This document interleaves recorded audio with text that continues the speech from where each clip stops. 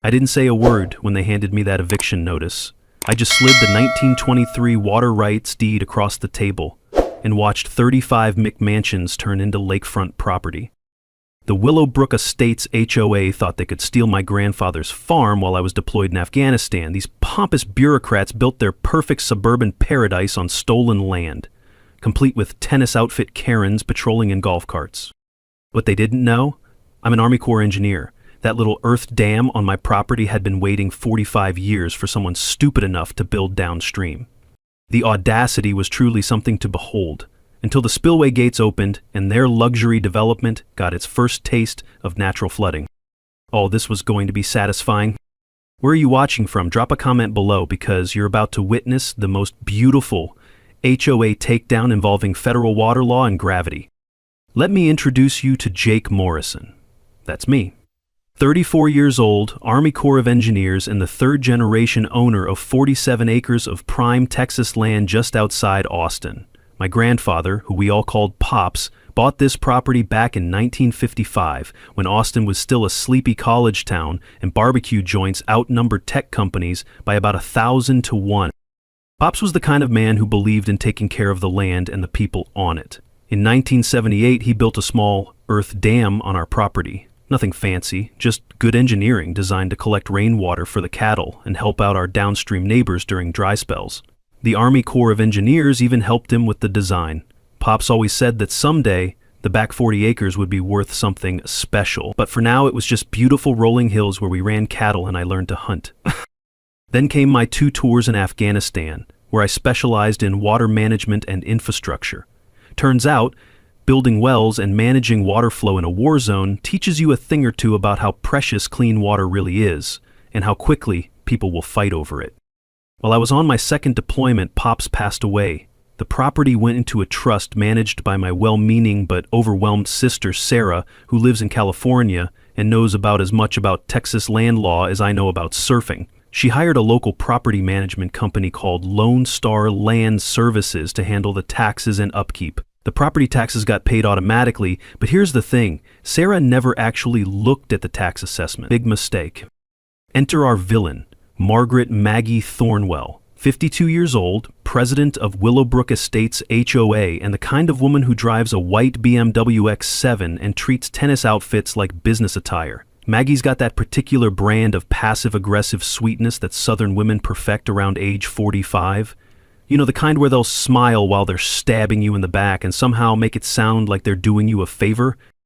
Maggie's married to City Councilman Rick Thornwell, which should tell you everything you need to know about how she gets things done. She's got a reputation for neighborhood beautification initiatives, which is fancy talk for forcing out anyone who doesn't fit her vision of suburban perfection.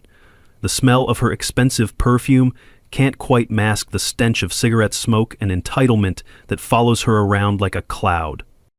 I came home from deployment in August 2023, ready to finally spend some real time on Pop's land. Drove down that familiar gravel road, past the old oak tree where I'd carved my initials as a kid, expecting to see the same rolling pastures and that little earth dam sparkling in the Texas sun. Instead, I found construction crews, concrete trucks, and survey stakes scattered across my back 40 like some kind of suburban invasion. The crunch of gravel under my boots felt different somehow, angrier. I could taste the dust and my own rising fury as I marched up to the construction foreman. "Sorry, buddy," he said, not looking sorry at all. "We got permits and everything. This is Willowbrook Estates property now." I called the police. Officer Martinez showed up and explained, with obvious discomfort, that the HOA had filed an adverse possession claim while I was overseas. Apparently, when nobody's actively using land for a certain period, and if you can prove you've been improving it, you can sometimes claim ownership. It's an old law designed to prevent land from sitting empty forever, but it's become a favorite tool of developers and HOAs looking to expand their empire. That's when Maggie appeared, riding up in her little golf cart like some kind of suburban warlord. Her voice had that syrupy sweetness that immediately made me want to check my wallet. "Your family abandoned this land, honey," she said, smiling like she was doing me a favor. "We're just putting it to good use for the community." But here's what really got my blood boiling. I discovered that her construction crews had diverted the small creek that feeds Pop's dam. The water level was dropping every single day, and with it, 45 years of careful water management that had helped our neighbors through droughts, floods, and everything in between. As I stood there watching the water level drop, Maggie's parting shot echoed in my ears. "You should have stayed closer to home, soldier boy." That's when I knew this wasn't just about land, it was war. I hired the first attorney I could find. Big mistake. This guy quoted me $85,000 just to challenge the zoning change. Turns out, while I was serving my country, Maggie's husband, Rick, had pushed through an emergency zoning modification. My family's land went from agricultural pre-validation to residential development zone faster than you can say conflict of interest. But here's where my Army Corps training came in handy. While that overpriced lawyer was shuffling papers and billing hours, I was digging through the county records like I was hunting for IEDs, and just like in Afghanistan, the devil was in the details. I found Pops' original 1978 dam construction permits, and they were beautiful. See, Pops didn't just build that dam himself. He worked directly with the Army Corps of Engineers for flood control and watershed management. That meant federal jurisdiction, and here's your first knowledge nugget. Any dam built with federal guidance creates federal jurisdiction that local HOAs can't override, period. The metallic taste of adrenaline hit my tongue as I realized what I'd found. This wasn't just a property dispute anymore. It was a federal case. But wait, it gets better. While I was photocopying permits at the courthouse, I stumbled across a 1923 water rights deed buried in the old records. My great-grandfather had purchased senior water rights to the entire Willow Creek watershed. These rights were older than the city, older than the county's municipal water system, older than every single one of those McMansions sitting on my land. They weren't just stealing my property, they were stealing my water. Meanwhile, Maggie was busy playing the victim. She organized an emergency HOA meeting about the dangerous dam structure, complete with a local news crew she'd obviously tipped off in advance. I watched her on the evening news, standing in front of her perfectly manicured lawn, talking about children's safety and neighborhood security. "We're just concerned about our children's safety," she said, dabbing at her eyes with a tissue. "That dam looks ready to burst, and we have families living right downstream." The funny thing about local news is they love a good story, but they're not always great with follow-up research. If they'd bothered to check, they would have found that my dam had passed its most recent safety inspection with flying colors. But Maggie wasn't done. She posted on the Nextdoor app, that digital neighborhood watch where HOA presidents go to flex their petty authority. Her post warned about aggressive property disputes and unstable individuals in the area. She never mentioned my name, but she didn't have to.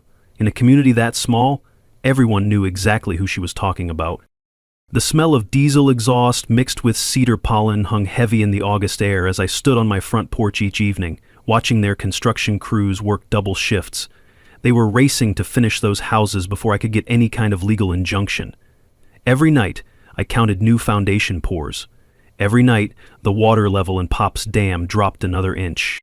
That's when I called my old Army buddy, Tony Riggs, who now works for the EPA Enforcement Division. 20 minutes on the phone with Tony taught me more about environmental law than 3 hours with that expensive attorney. "Jake," Tony said, "if they're diverting a natural waterway without federal permits, that's a Clean Water Act violation. And if your dam has federal jurisdiction," he didn't need to finish the sentence. I started documenting everything. Trail cameras around the property perimeter, time-stamped photos of every water diversion, flow measurements at 3 different points along the creek.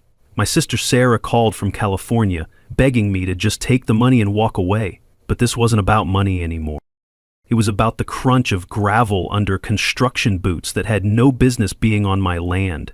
It was about the sound of Maggie's heels clicking across courthouse marble during zoning hearings that should never have happened. It was about the bitter taste of courthouse coffee during research sessions that revealed just how deep this corruption went. But most of all, it was about that dam. Pops built it to help the community during dry spells. For 45 years, it had been a source of life for our neighbors downstream. Maggie's crew was turning it into a decorative pond for McMansions. Here's the thing about water rights in Texas. They're older than oil rights, older than mineral rights, and a hell of a lot harder to steal. But you have to know how to fight for them. As I stood there watching another concrete truck rumble past my kitchen window, I realized something important. This wasn't going to be one in a courtroom with expensive lawyers and legal briefs. This was going to be one with engineering. Maggie decided to turn up the heat. She organized what she called a neighborhood safety patrol. 3 HOA board members in matching polo shirts who parked at my property entrance like some kind of suburban checkpoint. They photographed every visitor, wrote down license plates, and filed reports with the sheriff about suspicious activity. The harassment campaign was textbook intimidation. Loud music complaints when I ran my radio during farm work, unsightly structures, citations for my perfectly functional farmhouse that had been standing since 1962, environmental hazards, reports about my septic system that had passed inspection just 6 months earlier. But the real kick in the teeth came when Rick used his city council position to order a wellness check on me through Veteran Services. Apparently I was a troubled veteran who might be struggling with readjustment issues. The social worker who showed up was apologetic but thorough. She had to check boxes on her clipboard while Maggie watched from her golf cart like she was supervising a military inspection. That's when the coordinated bureaucratic assault began. Building inspector, fire marshal, health department, and animal control all showed up on the same day like some kind of regulatory SWAT team. Each one found minor violations requiring expensive corrections. The building inspector, who happened to be a drinking buddy of Rick's, declared that my front porch needed $8,000 in foundation work. I recognized the squeeze play immediately. It's the same tactic they use in war zones to pressure local officials, overwhelm them with bureaucracy until they give up and cooperate. But two can play that game. While they were drowning me in paperwork, I was making some phone calls of my own. Tony Riggs at the EPA was very interested to learn that Maggie's HOA had never filed the required wetlands assessment before redirecting Willow Creek. Turns out, any development that redirects natural waterways requires federal environmental clearance even on private property, and the fines for violations start at $50,000 per day. The smell of fresh concrete curing in the summer heat reminded me every morning that I was running out of time, but my research was paying off in ways Maggie never expected. I discovered that their entire development had been built in what the Army Corps classified as a 100-year floodplain. Insurance companies had initially refused coverage until the HOA provided a flood mitigation plan. Their solution? Permanently divert Willow Creek away from the new homes and let it flood my property instead. Here's your second knowledge nugget. Insurance fraud in development projects often carries criminal penalties, not just civil ones. When developers lie about flood risks to get coverage, that's federal mail fraud. The deeper I dug, the more I realized this wasn't Maggie's first rodeo. Her previous HOA in Houston had paid a $2.3 million EPA fine for an identical creek diversion scheme. She'd left town just ahead of the federal prosecutors and set up shop here in Austin, looking for new victims. Meanwhile, Maggie was spreading rumors about my mental health and violent tendencies. She hired a private investigator to dig up dirt on my military service and organized a petition demanding the city condemn my property as a public nuisance. "We have children playing in these neighborhoods," she told the local paper. "We can't have unstable individuals threatening our safety." But while she was busy playing the victim, I was building alliances. I connected with other HOA victims through online forums and discovered a pattern. Maggie's HOA had absorbed 6 smaller properties through similar tactics over the past 3 years. Each time, the story was the same. Pressure, harassment, bureaucratic warfare, and mysterious zoning changes that always seemed to benefit Rick's construction company. I partnered with my elderly neighbor, Mrs. Chen, whose family garden had withered since the creek diversion. I met Miguel Santos, whose family farm had been rezoned out of existence by Rick Thornwell 2 years earlier. These weren't isolated incidents, they were part of a systematic land grab that had been going on for years. The vibration of heavy machinery through my farmhouse floorboards became a daily reminder of what I was fighting for. Every morning, I watched concrete trucks rumble past my kitchen window. Every evening, I documented the water theft that was slowly killing Pop's Dam. But I was also preparing. I installed water flow meters at the dam outlet and creek diversion points. I calculated the exact volume of water being stolen, 1,200 gallons per day, worth $47,000 annually in agricultural water rights. The gritty texture of sand between my fingers as I tested creek bed sediment told the story better than any lawyer could. This wasn't just theft. It was environmental destruction on a massive scale. And then I got the certified letter. The city was planning to seize my property through eminent domain for public safety. The hearing was scheduled in just 2 weeks. Maggie's quote in the paper made her strategy crystal clear. Sometimes you have to protect the community from itself. But as I stood at my bedroom window that night, watching storm clouds gather on the horizon, I realized something important. Those weren't just rain clouds building up. They were opportunity. Maggie went nuclear. Rick fast-tracked an eminent domain hearing, scheduled for just 2 weeks out, and suddenly the HOA was offering me $180,000 for property assessed at $890,000. The message was clear: take the lowball offer or lose everything. The local newspaper ran a hit piece that made me sound like some kind of domestic terrorist. "Troubled Veteran Blocks Community Progress" was the headline, complete with a photo that somehow made my farmhouse look like a crack den and me look like I hadn't slept in weeks. But Maggie's masterstroke was the photo op. She staged it perfectly. 20 concerned mothers holding children near my property line, with a professional photographer capturing their worried faces, while my farmhouse loomed menacingly in the background. The Facebook post went viral with the hashtag #ProtectOurKids. "Our children deserve safe neighborhoods," she told the Channel 7 news crew, "not whatever issues he brought back from war." You know what? She was right about one thing. I did bring something back from war. I brought back the ability to recognize when someone's trying to steamroll you with propaganda and the engineering skills to do something about it. Tony Riggs called with information that changed everything. The EPA had already opened a federal investigation into Willow Creek diversions based on my initial complaint. But here's the kicker. Maggie's previous HOA in Houston faced that $2.3 million fine for the exact same scheme. Federal environmental crimes follow individuals even when they move to new jurisdictions. While Maggie was playing the victim on social media, I was discovering that her entire financial house of cards was built on fraud. The HOA's construction loans were tied to inflated property values, and the banks had required guaranteed water access for loan approval. If those water rights reverted back to me, their rightful owner, the entire development would become financially underwater. The taste of bitter irony wasn't lost on me. They'd stolen my water to make their land valuable, and now their own greed was going to drown them. Maggie's panic was starting to show.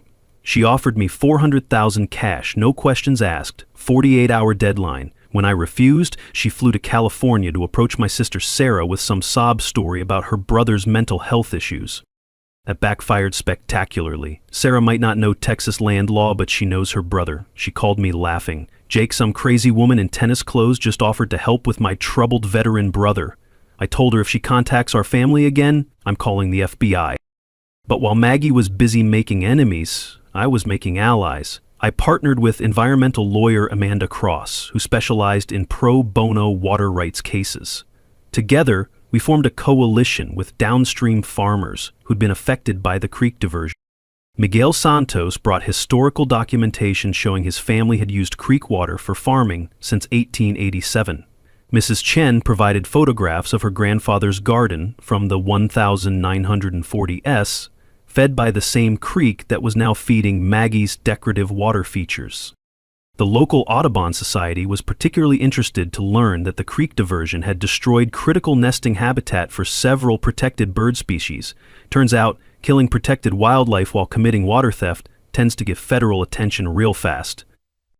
During my nighttime reconnaissance, old habits from the Army, I discovered something beautiful. Pops's Dam wasn't just a simple earthwork structure. The original 1978 design included an emergency spillway system with hydraulic gates that hadn't been opened since 1982. The hollow echo of water flowing through those underground spillway channels during my midnight tests told me everything I needed to know. The mechanism was still functional, and it was designed for exactly this situation: controlled flooding to restore natural water flow patterns.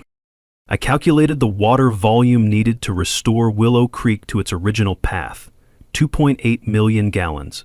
The dam was currently holding 3.1 million gallons thanks to recent rainfall. The math was perfect, but the timing had to be precise. Using my drone for aerial reconnaissance, I mapped the exact locations of those new home foundations relative to the original creek bed. 5 houses were built directly in the historical flood channel. 3 more had basements below the seasonal high water mark. Here's the beautiful part. The construction crews had installed decorative creek beds using concrete and decorative stones. They looked pretty, but they weren't designed to handle actual water flow. Meanwhile, my spillway system was engineered by the Army Corps specifically for flood management. Then Maggie made her biggest mistake. Her crew began installing permanent concrete barriers to completely block the original creek bed. This would make my spillway system useless and permanently destroy the downstream ecosystem. But it also gave me the perfect justification for what I was about to do. The Weather Service was predicting heavy September rains, perfect seasonal cover for emergency dam maintenance. As I stood at those spillway controls at sunset, reading Pop's journal entry about helping neighbors during droughts, the decision crystallized. Time to open the gates. While digging through dusty courthouse records for the 3rd time that week, I found a misfiled document that changed everything. Buried behind a stack of 1979 tax assessments was the original Agricultural Flood Management Covenant from Pop's dam construction. The language was beautiful in its simplicity. Dam operators shall maintain natural seasonal flow patterns to preserve downstream agricultural water rights in perpetuity. This wasn't just permission to manage flooding, it was a legal obligation that superseded any HOA agreements or city ordinances. But Amanda Cross's investigation uncovered something even more damaging. The HOA's insurance applications contained flat-out lies. They'd claimed no seasonal flooding risk and permanent creek diversion approved by all agencies to secure $47 million in coverage. Here's your 3rd knowledge nugget. Insurance fraud in development projects often carries criminal penalties, not just civil ones. When you lie to insurance companies about environmental risks, that's federal mail fraud with mandatory prison time. The deeper we dug, the more the whole scheme unraveled. Rick Thornwell's construction company wasn't just the contractor for the HOA development, he was the primary investor. Every house built on my stolen land put money directly in his pocket. And here's the kicker. He'd never recused himself from a single city council vote that benefited his project. Tony Riggs shared EPA findings that made my blood boil. The creek diversion had killed the entire population of Guadalupe bass, a protected species that had thrived in Willow Creek for generations. Texas Parks and Wildlife had documented the fish kill, but somehow the report got lost in Rick's office before it could trigger federal prosecution. They weren't just stealing land and water, they were destroying an entire ecosystem. But the real smoking gun came from Amanda's banking contacts. The construction loans were secured by fraudulent environmental assessments that claimed the creek diversion was a temporary construction measure. Banks were told the water would be returned to its natural flow once construction was complete. If those water rights reverted to me, the entire development would violate federal lending regulations. The banks could demand immediate full repayment of $12 million in construction loans. That's when I found Pop's handwritten journals in the farmhouse attic. His 1980 entry broke my heart. Opened spillway today, helped the Santos farm and 3 others get through dry spell. That's what neighbors do. The dam was never about our family's profit. It was about community service, helping downstream neighbors survive droughts and managing floods to protect everyone in the watershed. Reading those journals, I realized what Maggie had really stolen. It wasn't just land or water. It was 45 years of community cooperation that my grandfather had built, one neighbor at a time. My engineering analysis confirmed what I'd suspected. Maggie's creek diversion was creating an upstream flooding hazard. During heavy rains, the redirected water would back up into residential areas. The original creek bed had provided natural flood control for the entire watershed, and my spillway system was the only way to safely manage seasonal flooding. The timeline pressure was crushing. September rains were predicted to be the heaviest in 7 years. If I waited for the legal system to grind through appeals and federal investigations, natural flooding would happen anyway, potentially causing real property damage.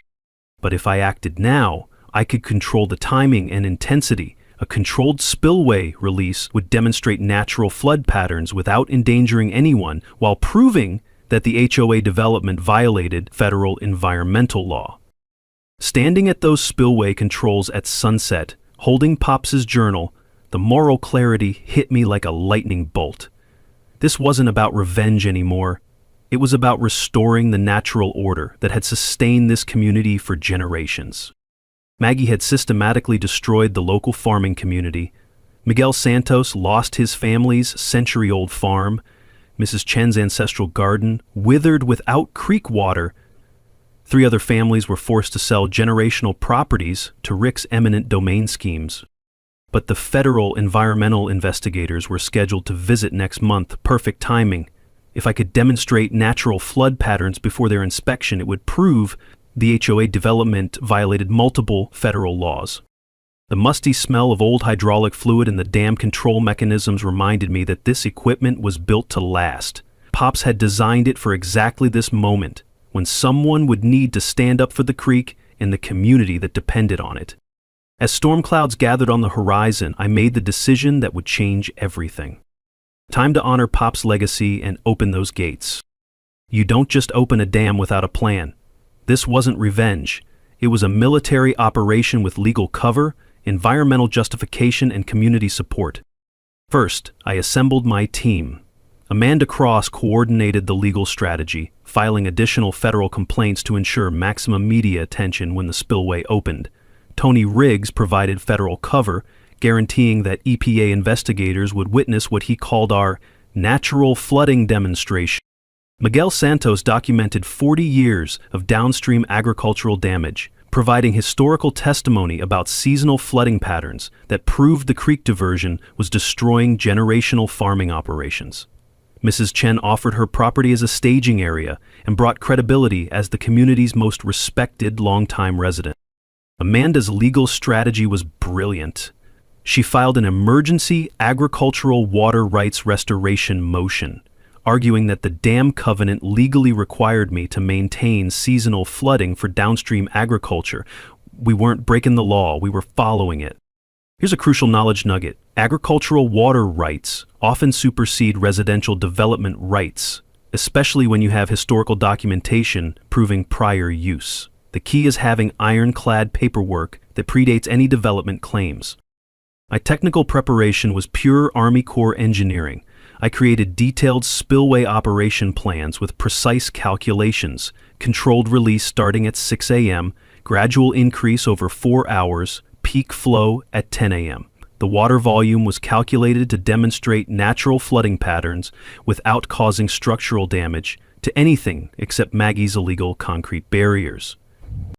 Safety was paramount. I posted warning signs 24 hours in advance and personally notified the volunteer fire department. This wasn't some reckless flood. It was a carefully controlled demonstration of how water naturally wanted to flow. Amanda contacted environmental reporters from the Austin American-Statesman and local TV stations. Miguel arranged for community members to witness the agricultural water restoration. The strategy was simple. Control the narrative before Maggie could spin it as dangerous veteran terrorizes neighborhood. Our intelligence network was straight out of a spy novel. Mrs. Chen monitored HOA activity through the neighborhood gossip network. Never underestimate little old ladies with time on their hands. The local diner waitress, who happened to be Miguel's cousin, reported on city council closed-door meetings. My Army buddy at Fort Hood provided surveillance drone support for legal documentation. While I was rebuilding spillway controls with modern hydraulic systems, Amanda was waging financial warfare. She contacted insurance companies with evidence of fraudulent applications, arranged for banking regulators to review construction loan documentation, and prepared whistleblower complaints about Rick's conflicts of interest. The beauty was in the timing coordination. Weather Service confirmed heavy rains in 72 hours. Amanda scheduled federal environmental inspection for the same week. Miguel arranged for the agricultural extension agent to document downstream benefits.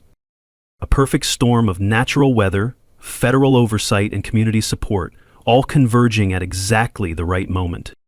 But I knew Maggie's psychology. She always escalated when pressured, so I prepared for her predictable responses. Emergency HOA meeting, media smear campaign, probably a restraining order filed through her corrupt judge friend. Amanda drafted preemptive legal responses to each expected attack. The evidence preservation was crucial. I compiled comprehensive photo documentation of the current creek diversion, recorded video testimony from affected farmers and neighbors, and gathered historical photographs showing original creek bed and seasonal flooding patterns. Amanda secured everything in federal court filings for legal protection. Safety protocols included coordination with the volunteer fire department, communication with downstream residents, and detailed notices posted in English and Spanish. I even created an evacuation plan we wouldn't need, just to demonstrate responsible management. The economic warfare was Amanda's specialty. She tipped off state banking regulators about construction loan irregularities, contacted the Texas Attorney General about insurance fraud evidence, and prepared a civil RICO lawsuit alleging a pattern of racketeering. Here's another knowledge nugget. Coordinated regulatory pressure often forces settlement faster than individual lawsuits. When multiple agencies investigate simultaneously, defendants can't fight on all fronts. The smell of WD-40 and machine oil filled the evening air as I serviced all dam equipment and tested spillway gates under minimal flow. Everything worked perfectly. Pops had built this system to last. I stocked the farmhouse with supplies for a potential siege, knowing Maggie would try everything to stop me. Amanda filed protective court orders preventing interference with lawful dam operations. We established secure communications using military-grade encrypted radios. As I stood at those controls for the final equipment check, watching storm clouds build on the horizon, everything felt aligned. Weather forecast confirmed heavy rains in 48 hours. Federal investigators would arrive in 36 hours. Maggie was scheduled for her morning show appearance in 24 hours, probably planning another attack on my character. The timing was perfect. Dawn tomorrow would bring justice. And 45 years of stolen water back to where it belonged. Maggie's desperation reached new levels when she hired private security to patrol my property perimeter. These weren't just rent-a-cops with flashlights. These were the same tactical gear wannabes who work private military contracts and think HOA disputes are combat zones. My trail cameras caught them red-handed trying to sabotage the spillway control mechanisms at 2 a.m. One genius was caught on video attempting to jam concrete mix into the hydraulic lines while his buddy served as lookout. Tony Riggs had tipped off the sheriff's department, and Deputy Rodriguez was waiting in the shadows when they made their move. The arrest was beautiful. Mr. Tactical Vest claimed they were protecting community infrastructure from an unstable individual, but it's hard to explain why you're carrying a bag of quickset concrete at 2 a.m. Maggie's media blitz was even more desperate. She appeared on the Austin Morning Show wearing her Sunday best and speaking in that trembling voice politicians use when they want to look like victims. Veterans need mental health support, not weapons, she told the host, dabbing at her eyes with a tissue. This man learned to use water as a weapon in Afghanistan, and now he's threatening to wash away children's homes. Rick provided expert testimony as a city engineer about catastrophic dam failure risks, conveniently forgetting to mention that my dam had passed every safety inspection for 45 years. But while Maggie was playing victim on television, my surveillance training was paying dividends. I documented every sabotage attempt, every illegal entry, every piece of evidence that would later prove criminal conspiracy. Tony revealed that federal investigators had been wiretapping Rick's office phone as part of an ongoing corruption probe. These people were more desperate than I'd realized. The legal assault came next. Rick fast-tracked an emergency restraining order hearing for 6 a.m. the following morning, clearly hoping to catch us off guard. Judge Henry Walsh, Rick's golf buddy who'd received $15,000 in campaign contributions from Rick's construction company, agreed to hear the emergency public safety motion. Amanda discovered the corruption connection and immediately filed for Walsh's recusal, but we knew the fix was in. If they couldn't stop the spillway opening legally, they'd stop it through a corrupt judge.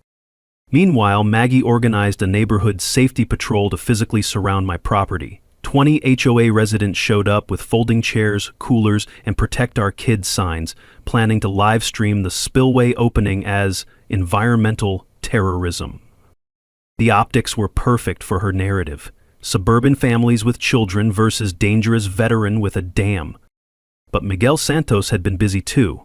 He brought 30 farmers and families to support what we called agricultural water restoration. Mrs. Chen organized a counter-demonstration with historical photos showing the creek in its natural state. Amanda arranged for Audubon Society and Sierra Club representatives to attend. Two competing narratives were about to collide: veteran attacks, families, versus community protects water rights. The technical sabotage escalated when security footage revealed someone had poured concrete mix into the spillway channel overnight, creating a blockage designed to cause actual flooding danger if I opened the gates. This wasn't just harassment. It was attempted murder disguised as vandalism. I worked through the night with a portable jackhammer, clearing the sabotage while documenting every chunk of concrete as evidence. The metallic taste of exhaustion mixed with fury as I realized how far they were willing to go. Rick used his city council emergency powers to declare my property an imminent public hazard, authorizing the fire department to secure the dangerous dam structure. Fire Chief Martinez, one of the few honest officials left in town, privately warned me that this was purely political. "Jake, you've got maybe 6 hours before they force me to intervene," he said.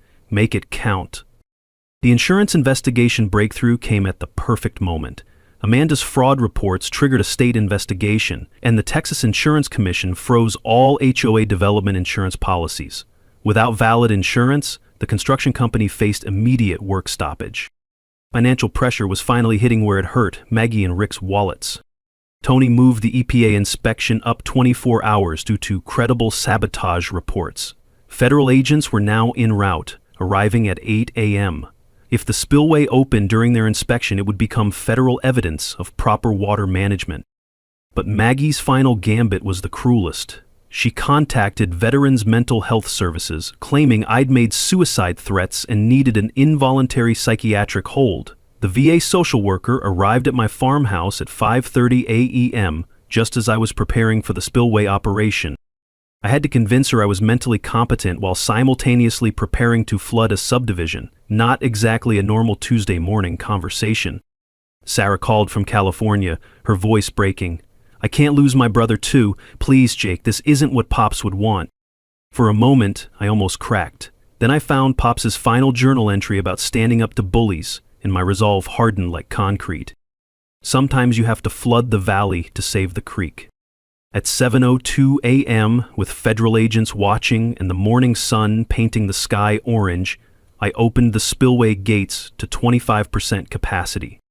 The sound was magnificent, not the violent rush of destruction, but the gentle whisper of water returning home. For the first time in 18 months, Willow Creek began flowing in its original bed, exactly where nature intended. Miguel Santos knelt beside the restored creek and cupped the clear water in his weathered hands, tears streaming down his face. "This is the water that fed my grandfather's farm for 60 years, he whispered. Maggie's reaction was immediate and predictable. She screamed at the federal agents to arrest the terrorist, her carefully composed morning show demeanor cracking like cheap paint.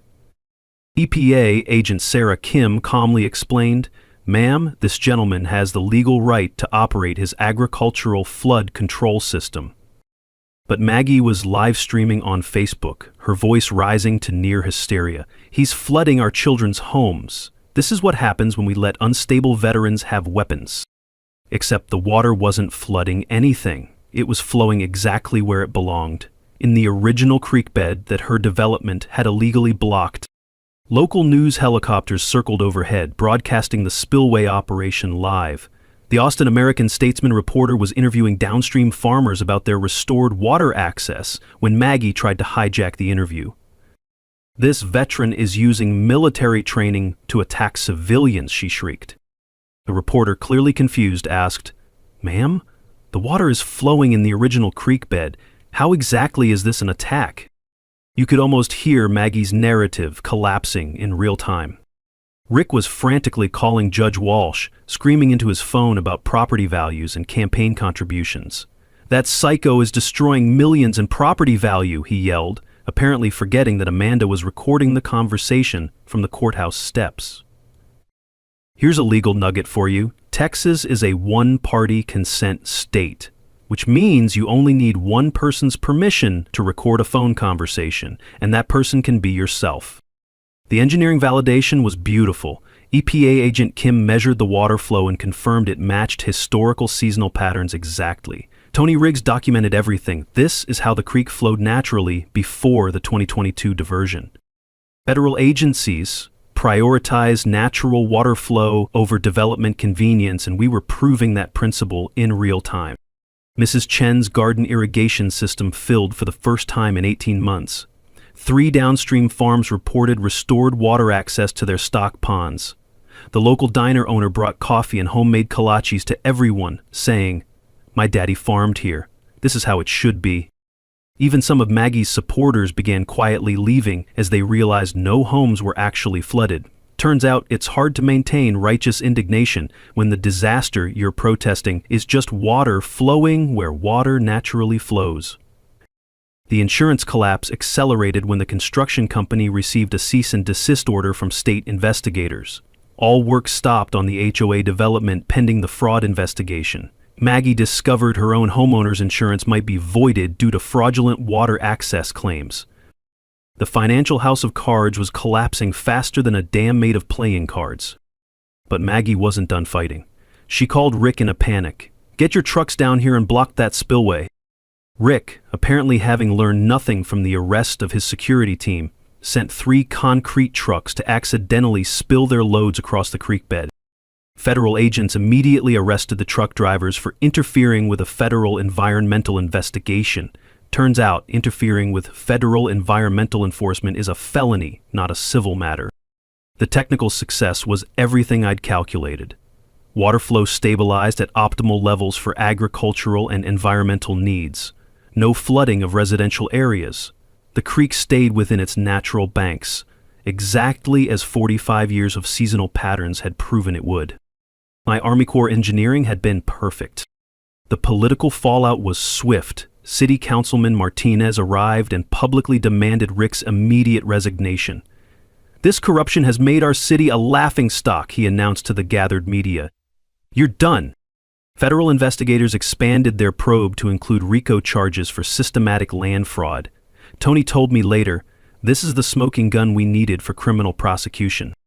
But the sweetest moment came when Maggie realized her $2.3 million investment was now worthless without fraudulent water access. She screamed at me across the creek, "You've destroyed everything! 35 families!" My response was calm, measured, and loud enough for every camera to catch. "No, ma'am, I restored everything. Your families can buy water rights legally, just like everyone else has to." Maggie stormed off, threatening federal lawsuits that would never materialize.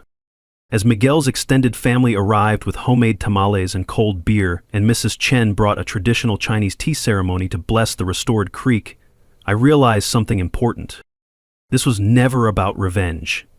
It was about community, the kind Pops had built one neighbor at a time, one drought at a time, one act of generosity at a time. The media narrative had shifted completely. Environmental groups hailed the spillway operation as a model for ecosystem restoration. The original Veteran Floods neighborhood story became Community Reclaimed Stolen Water. Sometimes the truth flows as naturally as water finding its way home. Judge Walsh's courtroom at 2 p.m. was packed tighter than a can of sardines. Media crews, farmers, HOA residents, and federal agents filled every seat, with overflow crowds watching through the windows. You could feel the electricity in the air. This wasn't just a legal hearing, it was a community reckoning. Maggie arrived with a 3-piece suit army, high-powered Houston attorneys, expert witnesses, and enough legal firepower to take down a small government. She'd traded her tennis outfit for a conservative black dress and pearls, playing the role of concerned community leader defending innocent families. I showed up with Amanda, wearing a simple button-down shirt and Pop's old cowboy hat. Sometimes the best armor is just being comfortable in your own skin. The gallery was divided like a wedding gone wrong. HOA supporters on the left clutching their Protect Our Kids signs, farming community on the right with weathered hands and determined faces. Maggie's attorney opened with dramatic flair, presenting photos of muddy construction sites and claiming $2.7 million in flood damage from my spillway operation. They wheeled in a psychiatrist who'd never met me but was happy to diagnose combat revenge fantasies based on newspaper clippings. "Your Honor," the attorney declared, gesturing toward me like I was a war criminal, "this disturbed veteran is using military engineering knowledge to terrorize innocent families. He's turned water into a weapon of mass destruction. The courtroom buzzed with whispers until Amanda stood for our response. She presented the 1978 Agricultural Flood Management Covenant that legally required seasonal flooding. EPA agent Kim took the stand and testified that my spillway operation had restored natural water flow patterns without causing any actual property damage. Historical photographs proved current water levels matched 60 years of natural seasonal patterns. Here's your final knowledge nugget. Legal water rights documentation always trumps recent development claims, especially when you have federal environmental agencies backing your position. Then Tony Riggs took the stand as EPA enforcement officer. His testimony was devastating. The HOA development had violated 3 separate federal environmental laws, committed systematic insurance fraud, and destroyed protected wildlife habitat. Judge Walsh squirmed in his seat as federal crimes were detailed in his courtroom. You could see him calculating whether his political loyalty to Rick was worth potential federal prosecution for obstruction of justice. The breaking point came when Amanda called Rick as a witness. Under oath, he admitted to fast-tracking zoning changes while I was deployed overseas and revealed his financial stake in the construction company. When Amanda played the recorded phone conversation about destroying property values, Rick exploded. "This is a federal setup," he screamed, storming toward the exit. "We did nothing wrong." His own words, captured on audio, proved the conspiracy better than any prosecutor could. But the real emotional power came from community testimony. Miguel Santos described 3 generations of farming destroyed by the creek diversion, his voice breaking as he talked about his grandfather's dreams dying with the stolen water. Mrs. Chin showed photographs of her family garden, lush and green before the diversion, brown and withered after. Her quiet dignity spoke louder than any legal argument. Fire Chief Martinez testified that the spillway operation was professionally executed with 0 safety violations. Downstream property owners confirmed their agricultural water access had been fully restored. Then Maggie took the stand for what became her final performance. "He came back from war damaged, Your Honor," she said, pointing at me with trembling fingers. "He's taking revenge on innocent families using psychological warfare against children." She claimed I'd threatened her safety and described the spillway operation as environmental terrorism designed to destroy property values and traumatize residents. When Amanda called me to testify, the courtroom went silent. I presented Pop's journals documenting 40 years of community water sharing, explained my Army Corps engineering calculations, and spoke directly to Judge Walsh. "Your Honor, I didn't flood anybody. I restored a creek that was stolen from my family in this community for 45 years. The mic drop moment came when Amanda presented final evidence, documentation of Maggie's Houston HOA paying $2.3 million in EPA fines for an identical creek diversion scheme. The federal prosecutor stood and announced a criminal investigation into interstate water fraud conspiracy. The courtroom erupted as the scope of the corruption became clear. Judge Walsh had no choice. He denied all restraining order requests, ruled that my spillway operation was legal and beneficial, and ordered the HOA to cease all interference with federal environmental investigations. His warning to Rick was pointed. This court will not obstruct lawful federal environmental enforcement. As federal agents escorted Rick from the courthouse while banking investigators served additional warrants, Maggie found herself surrounded by reporters with nowhere to hide. She refused all comment and sped away in her BMW, probably already calling moving companies. I emerged to cheering crowds of farmers, environmentalists, and curious townspeople who'd witnessed justice flowing as naturally as water finding its way home. Amanda announced the federal RICO investigation at an impromptu press conference, while Miguel thanked me on behalf of every affected family. My statement was simple. This was never about revenge. It was about doing right by the land and the people who depend on it. 6 months later, justice flowed as naturally as the restored creek. Rick Thornwell pleaded guilty to federal conspiracy charges and got 3 years in federal prison. Maggie faced $8.7 million in civil penalties and filed for bankruptcy faster than water rushing through an open spillway. The construction company paid $12 million in EPA fines and got banned from all federal contract work. The HOA dissolved completely, and residents formed a new community association focused on environmental stewardship instead of suburban tyranny. My property value? restored to $1.2 million after the federal environmental designation made it more valuable than any suburban development could. The $340,000 settlement from the insurance fraud investigation went to a good cause. I bought Miguel's family farm at tax auction and returned it to him debt-free. Environmental restoration often increases property values more than development ever could. The community transformation was the real victory. The restored creek now attracts ecotourism, kayaking, birdwatching, and fishing where McMansions were supposed to stand. Mrs. Chin's garden became a demonstration site for sustainable agriculture, and 3 downstream farms reported their best crop yields in a decade. The local diner became unofficial headquarters for the Willow Creek Restoration Association, where farmers and environmentalists planned the next fight against corporate water theft. The environmental success exceeded every expectation. Protected Guadalupe populations recovered to pre-diversion levels within 4 months. The Audubon Society documented 12 bird species returning to restored wetland habitat. Texas Parks and Wildlife designated the creek as a critical wildlife corridor, ensuring permanent protection. My spillway operation became a case study in the Army Corps of Engineers training manual. Sometimes, the best revenge is just doing your job correctly. Personally, I found peace I didn't know I was missing. I renovated Pop's farmhouse using sustainable construction techniques, and Sarah moved back from California to help manage our growing agritourism business. Amanda and I, well, let's just say fighting environmental crime together creates a pretty strong bond. The ripple effects spread across Texas like water finding new channels. Environmental groups use the Willow Creek model to challenge illegal diversions statewide. Federal agencies cite our case in new water rights enforcement guidelines. I've become an unofficial consultant for communities fighting HOA overreach, and the phone rings constantly.